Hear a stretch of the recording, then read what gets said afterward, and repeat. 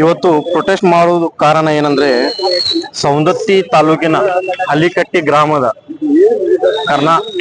ಕನ್ನಡ ಪ್ರಾಥಮಿಕ ಶಾಲೆಯಲ್ಲಿ ಒಬ್ಬ ಮುಸ್ಲಿಂ ಪ್ರಿನ್ಸಿಪಲ್ ಅನ್ನು ಟ್ರಾನ್ಸ್ಫರ್ ಮಾಡೋ ಸಲುವಾಗಿ ಕುಡಿಯುವ ನೀರದಲ್ಲಿ ವಿಷವನ್ನ ಹಾಕಿ ಮಕ್ಕಳನ್ನು ಕೊಲ್ಲುವ ಪ್ರಯತ್ನ ಮಾಡಿದ್ದಾರೆ.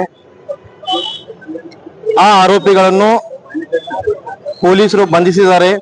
ನಮ್ಮ ಕಡೆಯಿಂದ ಏನಂದ್ರೆ ಅವರಿಗೆ ಕಠಿಣವಾಗಿ ಶಿಕ್ಷೆ ಕೊಟ್ಟು ಗಲ್ಲೆ ಶಿಕ್ಷೆಯನ್ನು ಹಾಕಬೇಕು. ಅವ್ರಿಗೆ ಇಂತ ಅವ್ರ ಮನಸ್ಸಲ್ಲಿ ವಿಷಯವನ್ನು ತುಂಬಿಕೊಂಡು ಒಂದು ಮುಸ್ಲಿಂ ಪ್ರಿನ್ಸಿಪಲ್ಗೆ ಟ್ರಾನ್ಸ್ಫರ್ ಮಾಡೋ ಸಲುವಾಗಿ ಸಣ್ಣ ಸಣ್ಣ ಮಕ್ಕಳನ್ನು ಕೊಲ್ಲುವ ಪ್ರಯತ್ನ ಮಾಡಿದ್ದಾರೆ. ಆ ರಾಮಸೇನಾ ತಾಲೂಕಾ ಅಧ್ಯಕ್ಷ ಆಗಿರುವ ಹಿಂದುತ್ವ ಇವತ್ತು ಆ ಹಿಂದುತ್ವದ ಎಲ್ಲ ಸೀನಿಯರ್ ಲೀಡರ್ಗಳು ಎಲ್ಲಿದ್ದಾರೆ?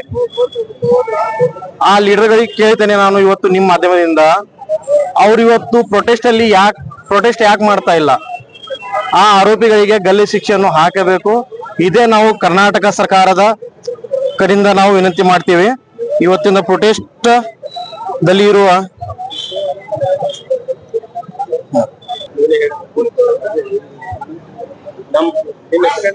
ನನ್ನ ಹೆಸರು Shahrukh Patel, Belagavi city secretary AIMIM.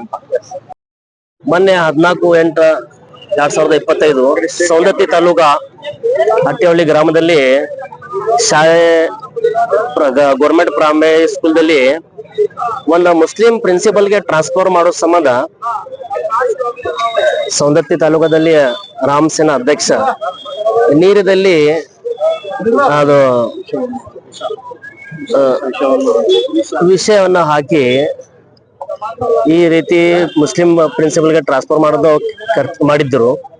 ಈಗಾಗಲೇ ನಾವು MIM ವತಿಯಿಂದ ಇವತ್ತು ಪ್ರತಿಭಟನೆ ಮಾಡೋ ವಿಷಯ. ಯಾಕಂದ್ರೆ ಶಾಲೆ ಬರೋ ಮಕ್ಕಳಿಗೆ ಧರ್ಮ ಇರಲ್ಲ, ಮತ್ತು ಶಾಲೆಯಲ್ಲಿ ಪ್ರಿನ್ಸಿಪಲ್ ಆಗಲಿ ಟೀಚರ್ಗಳಾಗ್ಲಿ ಅವ್ರಿಗೂ ಧರ್ಮ ಇರಂಗಿಲ್ಲ.